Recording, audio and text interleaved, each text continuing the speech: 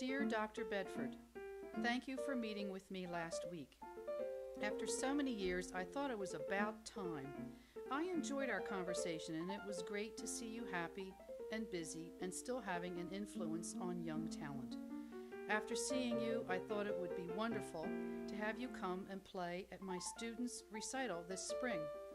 It would make an interesting story that my former teacher had performed for my current students. It would be an inspiration to them all. It would make what is always an exciting day even more fun with your presence. I know that you will want to check out the facility and the piano. If you could let me know what day and time is good for you, I can arrange a visit. I sincerely hope you can do this. In any case, I am happy to have gotten the chance to see and talk again to one of the most influential people in my life. Best wishes, Lori.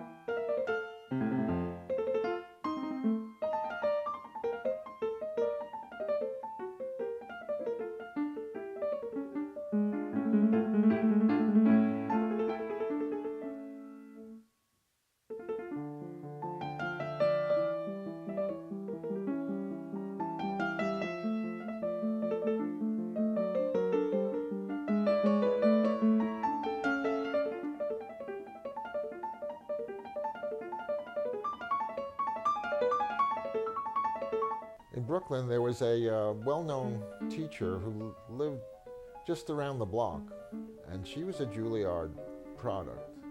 I'm not sure whether she studied there or taught there, or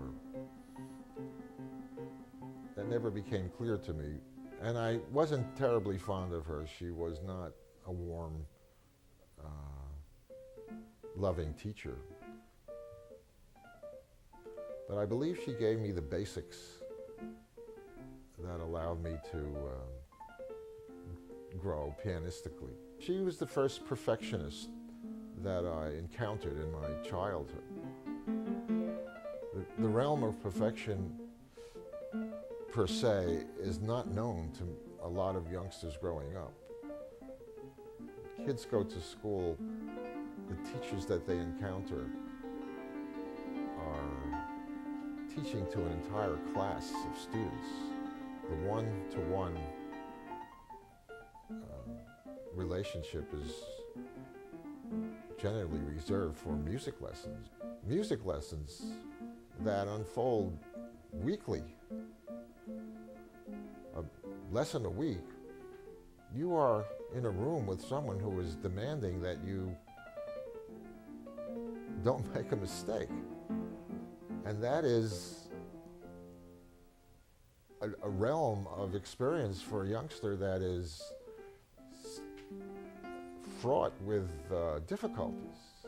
I'm not sure how I weathered the strict discipline, but I know that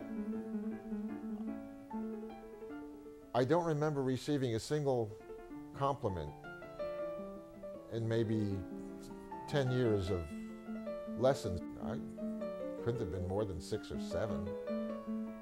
And I would start playing, and she would stop me if I made a mistake and scold me and hit my hand, and once she hit my face.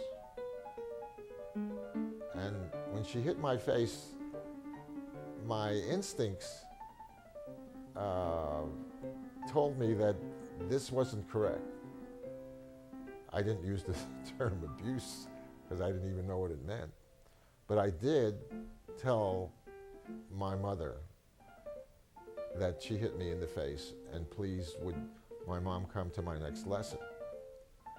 Well, my mom did come to my next lesson, and an amazing thing happened. Unbeknownst to me, I was playing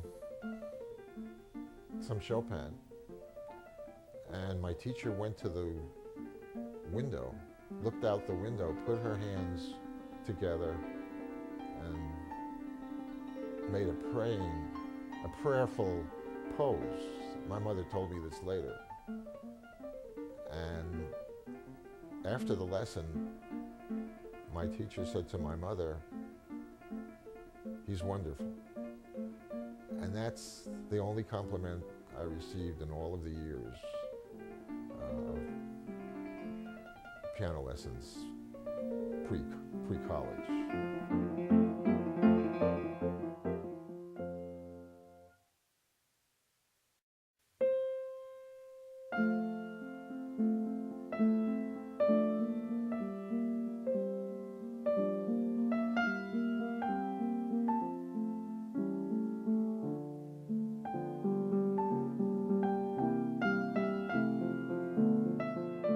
I actually went to the Juilliard School to audition. And I played every classical piece that I remembered from my preteen years. And Sasha Gorodnitsky said, "What do you want?" I said, "I want to be your student." He said, "Well, I have one opening. I have a student that just went back to Taiwan, and I'll give you lessons." He said, "But you're a little bit tense." I said, "Mr. Gorodnitsky, how did you know I was tense? You were sitting in back of me." He said, "I could hear it." It never occurred to me that one could hear tension in a pianist with their ears. I thought it's just something you observe.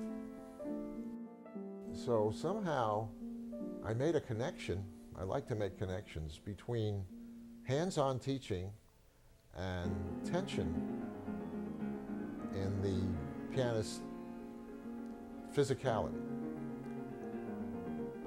It was a fledgling, callow connection, but it was the beginning, unbeknownst to me, of a major thrust, or maybe the major thrust in my career that was going to unfold.